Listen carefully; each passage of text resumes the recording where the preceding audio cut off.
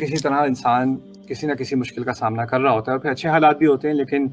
ہم سب کو پتہ ہے کہ لائف جو ہے وہ صرف مسلسل اچھے حالات کی ہو نہیں سکتی، نہ کبھی ہوئی ہے نہ کبھی ہو سکتی ہے۔ ہمیں امید ہوتی ہے، اچھے لمحات بھی آتے ہیں، برے بھی آتے ہیں، پھر اچھی بھی آتے ہیں، پھر برے بھی آتے ہیں، اور کبھی کبھی اچھائی برائی کے ساتھ بھی آتی ہے، مکس بھی آتی ہے۔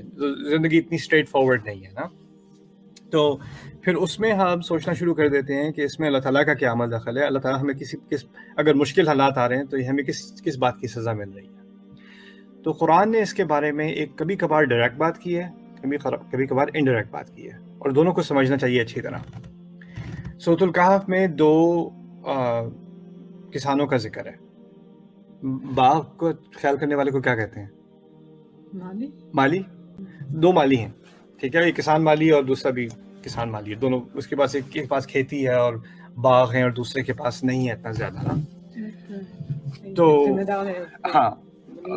ہاں تو اس کے جو اس کے پاس زیادہ ہے وہ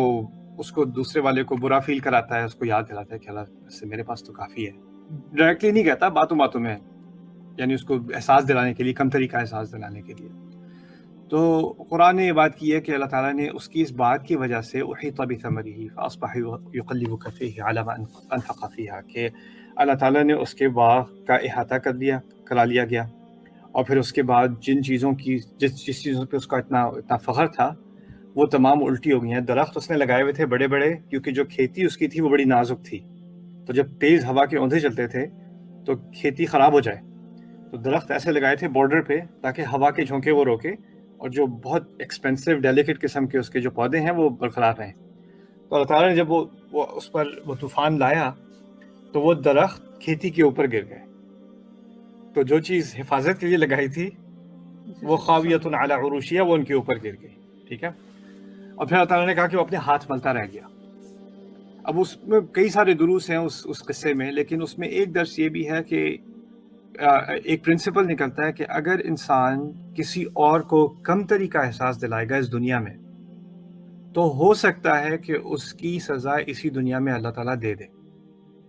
لیکن عجیب بات یہ ہے کہ جس کو یہ سزا ملی، ہمیں تو لگتا ہے سزا ملی اسے، اور وہ ہاتھ ملتا رہ گیا اور اس کو پچھتاوا بھی ہوا، لیکن اس نے اس چیز کو عذاب نہیں کہا۔ اس نے کیا کہا؟ یا لیتنی لم اشرک بربی احدا، کاش کہ میں نے اپنے رب کا شرک نہ کیا ہوتا، کاش کہ میں نے اپنے اس باغ پر اور اپنے مال پر، اپنی اولاد پر اتنا اعتماد نہ کیا ہوتا کہ یہ تو ہمیشہ ہمیشہ کے لیے رہے گا، یا یہ خوشحالی اس بات کی علامت ہے کہ اللہ مجھ سے خوش ہے۔ اس نے یہ بات بھی کی تھی، اس نے کہا تھا وَلَئِن رُدِدتُّ إِلَىٰ رَبِّي لَأَجِدَنَّ خَيْرًا مِنْهَا مُنْقَلَبًا، میں اپنے رب کے پاس واپس بھی اگر لے جاؤں تو مجھے اس سے اور اچھا دے گا۔ یعنی ایک ذہنیت آ جاتی ہے انسان کے اندر، مسلمان کے اندر بھی، کہ اللہ تعالیٰ نے گھر دیا ہے، اچھی جاب دی ہے، بچوں کو صحت دی ہے، بیٹی کی شادیاں کرا دی ہیں، یہ کر دیا وہ کر دیا، سارے کام ہو گئے ہیں، اللہ تعالیٰ کا بڑا کرم ہے۔ اس کا مطلب ہے کہ اللہ تعالیٰ ہم سے بہت خوش ہے، اور اگر اللہ تعالیٰ اتنا خوش ہے تو پھر اس کا مطلب ہے کہ آخرت میں بھی خوشی ہوگا۔ تو اس میں پھر ہمیں اللہ تعالیٰ کو اور کسی طریقے سے مزید خوش کرنے کی کیا ضرورت ہے، نمازوں کی کیا ضرورت ہے؟ اللہ تعالیٰ ویسے ہم سے بہت خوش ہے۔ جب ہم پہلے لانگ آئیلینڈ میں رہتے تھے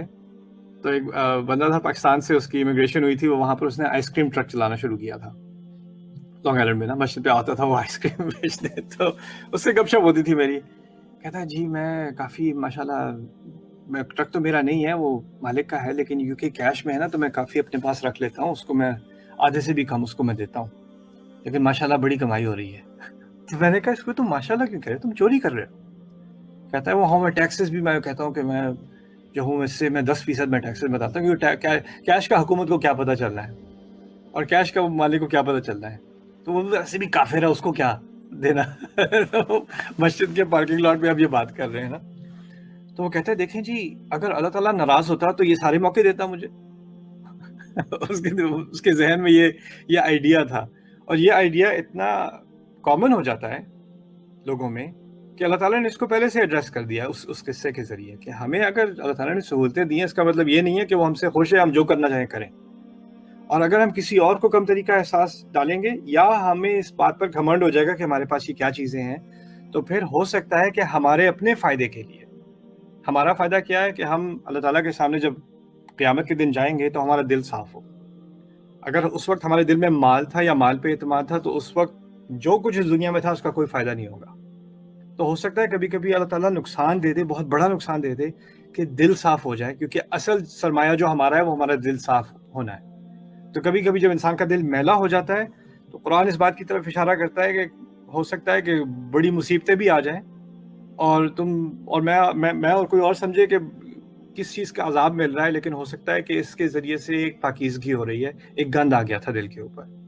تو ہم اس گندے، اگر وہ مصیبتیں نہیں دیکھنی یا اس طریقے سے دل صاف نہیں کرانا تو ویسے ہی دل کو صاف رکھنا چاہیے، رائٹ۔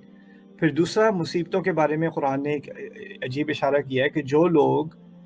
عزت دار لوگوں کے بارے میں غلط باتیں پھیلاتے ہیں، ان الذین یرمون المحصنات المؤمنات الغافلات،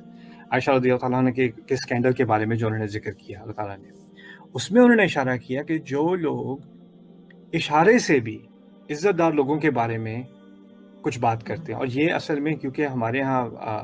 ہمارے کلچر میں بہت اچھی چیزیں بھی ہیں اور کبھی بہت بری عادات بھی ہیں، جیسے اگر جائیداد کا مسئلہ ہے، بیٹی کو جائیداد نہیں دینی تو اس کے خلاف کو بات پھیلا دو یا بہو کے خلاف پھیلا دو، اور وہ اس کو کیا نام ہے رسوا کر دیتے ہیں، اور ایسی کیسی ای میلز مجھے آتی ہے، میں حیران رہ جاتا ہوں ہم یہ ہو کیا ہے دنیا میں اور ہماری دنیا میں، یعنی لوگوں کے بارے میں بدکاری کے الزام لگا دینا یا یہ کر دینا وہ کر دینا، اور اس کے بعد اس کی تو لائف ختم ہو جاتی ہے، یا اس کو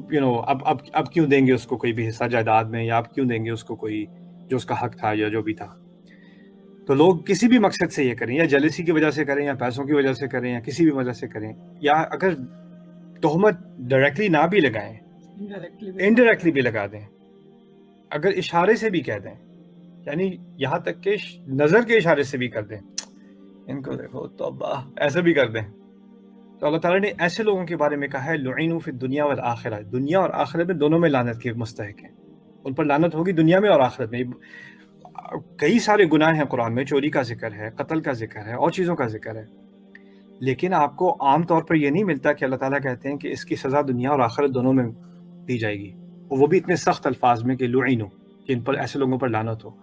تو کچھ چیزیں ہیں جس سے انسان پر اس دنیا میں بہت مشکل ٹائم آ سکتے ہیں۔